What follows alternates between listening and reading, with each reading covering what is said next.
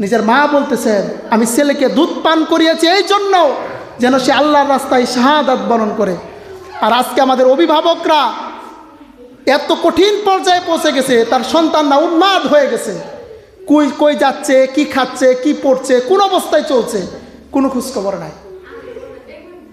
মা বাবার টার্গেট ভালো একটা চাকরি পাইছে, মানে ছেলে বিশাল বড় হয়ে গেছে, তার ভিতরে দিন আছে কিনা, ইসলাম আছে কিনা, তারা কিসের জন্য বড় করছে, তারা কিসের জন্য সৃষ্টি করছে, কোনো কিছু তার ভিতরে নাই, এই চিন্তা ভাবনাই নাই।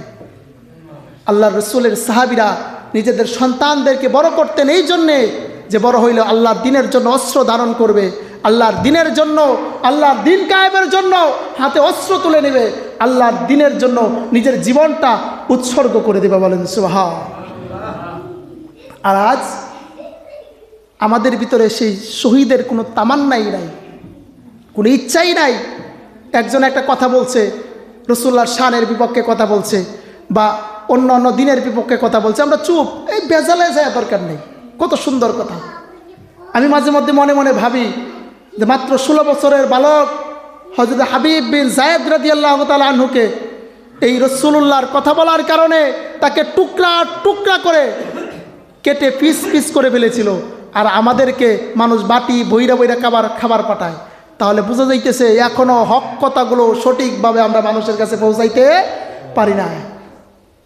আমাদের কিন্তু এখনও মানুষ খাবারই পাঠাচ্ছে, এখনও কিন্তু মানুষ আদরই করছে, মায়ের কিন্তু এখনও খাই নাই। বোঝা যাইতেছে যে হক কথাটা মনে হচ্ছে, হক কথাটা এখনও মানুষের কাছে সঠিক মতে পৌঁছাইতে পারি নাই।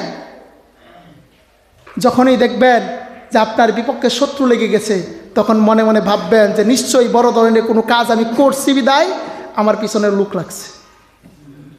কথা বুঝতে পারছেন?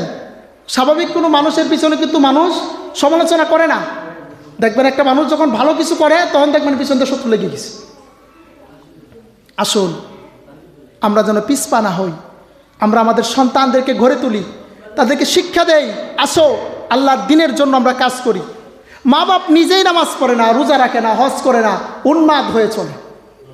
আজকে আমাদের সমাজের অবস্থা দেখেন, আমাদের মা বোনরা এমনভাবে চলাফেরা করতেছে, ওনারা যে মুসলমান সেটা বুঝাই দেয় না, ইহুদি খ্রিস্টানদের মতো। আমাদের সমাজের ভিতরে ছেলেমেয়েরা বর্তমানে হাফ প্যান্ট পরে আর টি শার্ট পরে আর প্যান্ট পরে রাস্তায় ঘুরে, মা বাবারও একই হালত হয়ে গেছে।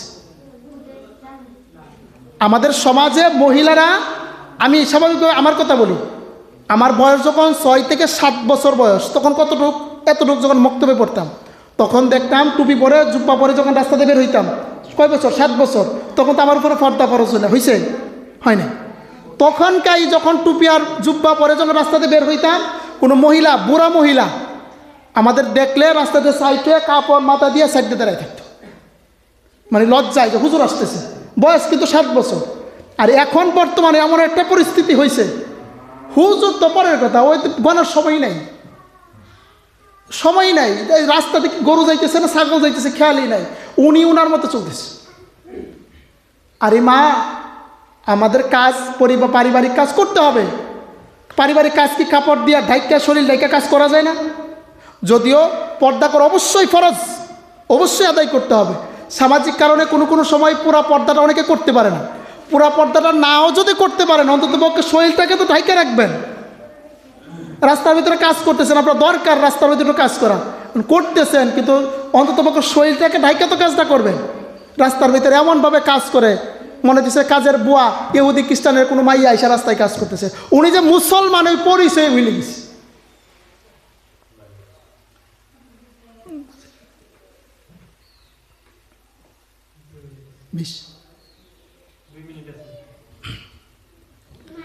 তাহলে খেয়াল করেন, আমাদের মা বোনদেরকে বলবো, আপনারা নিজেদেরকে সামলান।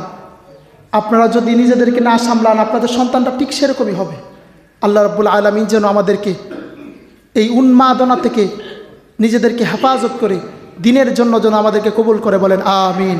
আমাদের সন্তানরা যেন হযরত সালাউদ্দিন আইয়ুবীর মতো হয়, আমাদের সন্তানরা যেন হযরত হাবিব বিন যায়েদের মতো হয়, যারা নির্দ্বিধায় আল্লাহর দিনের জন্য জীবন উৎসর্গ করে দিবে।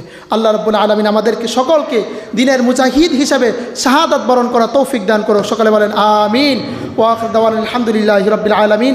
আসসালামু আলাইকুম ওয়া রাহমাতুল্লাহ।